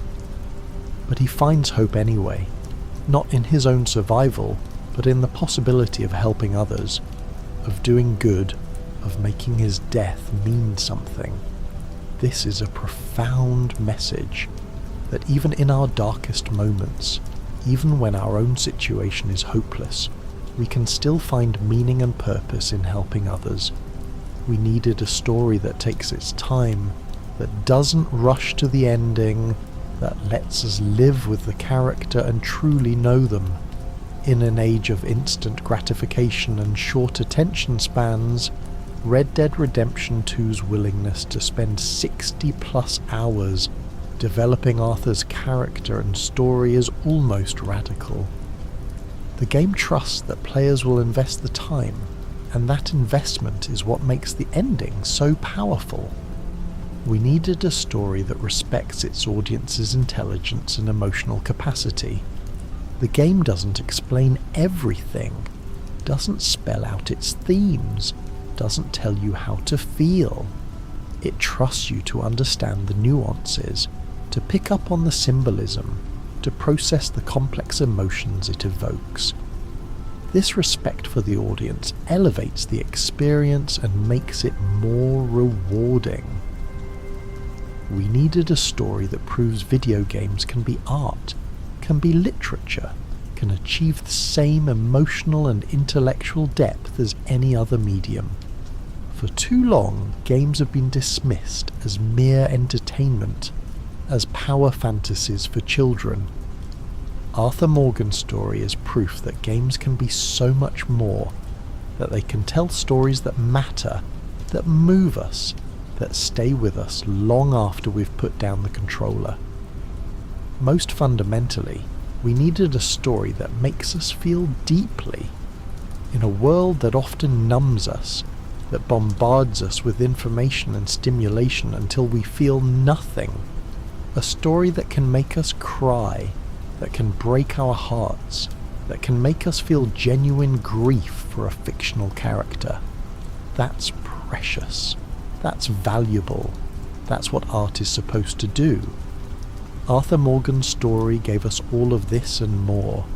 It gave us a character to love, a journey to experience, a tragedy to mourn, and a reminder of why stories matter. It showed us that video games can achieve emotional impacts that rival or exceed those of any other medium, that interactivity and agency can enhance rather than diminish emotional engagement. We needed this story because it reminded us of our humanity, of our capacity for growth and change, of our ability to find meaning even in suffering, of our need for connection and purpose. We needed it because it made us feel, made us think, made us care. We needed it because it was beautiful and tragic and true in ways that transcended its medium and its setting. And we needed it to break us, because sometimes being broken is how we know we're still capable of feeling, still capable of caring, still fully human. Arthur Morgan's ending broke us, and in doing so it gave us something precious, a reminder of why we love stories, why we play games, why we're willing to open our hearts to fictional characters and fictional worlds. The story broke us, but it also made us whole. It hurt us, but it also healed us. It took something from us, but it gave us so much more in return. That's the paradox of great tragedy. It wounds us and enriches us simultaneously, leaves us devastated and grateful at the same time. We needed Arthur Morgan's story, and now that we have it, we're better for it, even if we're also a little broken by it. The final breath. In the end, what makes Arthur Morgan's death so devastating is not any single element, but the perfect synthesis of everything. The writing, the performance, the music, the visuals, the gameplay, the time investment, the themes, the symbolism, the emotional honesty. Every element works in harmony to create an experience that transcends the sum of its parts. Arthur Morgan's final breath is not just the end of a character, or the conclusion of a story. It's the culmination of dozens of hours of lived experience, of choices made and consequences faced, of relationships built and broken, of violence committed and redemption sought. It's the moment when everything the game has been building toward finally arrives, when all the narrative threads converge, when the inevitable becomes real. That final breath is silent. There's no dramatic gasp, no final words, no theatrical death scene. Arthur simply closes his eyes as the sun rises and he's gone. The simplicity of it is what makes it so powerful. After all the violence and drama and chaos of his life, Arthur's death is quiet, peaceful, almost gentle. He dies as he never lived, in peace, in beauty, in light. The camera lingers on his body for a moment, then pulls back to show the vast landscape, the mountains and valleys stretching to the horizon. The world is indifferent to Arthur's death, continuing on as it always has, as it always will. But we are not indifferent. We feel the loss keenly, personally, profoundly. Arthur Morgan's story is over. The outlaw is dead. The Wild West is dying with him. But the impact of his story, the emotional weight of his ending, the lessons embedded in his journey, these live on. They live on in the players who experienced his story, who were moved by his death, who carry his memory with them. Years from now, people will still talk about Arthur Morgan's ending. They'll still get emotional thinking about it. They'll still cite it as one of gaming's greatest moments, one of the medium's finest achievements, because it was more than just a well-crafted ending to a video game. It was a profound meditation on mortality, redemption, sacrifice and meaning. It was a story that mattered, that moved us, that changed how we think about what video games can achieve. Arthur Morgan gave us all he had, and in return we gave him our tears, our grief, our love, and our remembrance. That seems like a fair trade. The sun rises, the world continues, and somewhere on a mountain overlooking a valley, there's a grave marked with a simple cross, flowers growing around it, an eagle perched nearby. The grave of a man who was bad and tried to be good, who was violent and sought peace, who was dying and found redemption. The grave of Arthur Morgan, the outlaw who broke our hearts and reminded us why stories matter. Rest in peace, Arthur. You were a good man. Don't let anyone tell you different.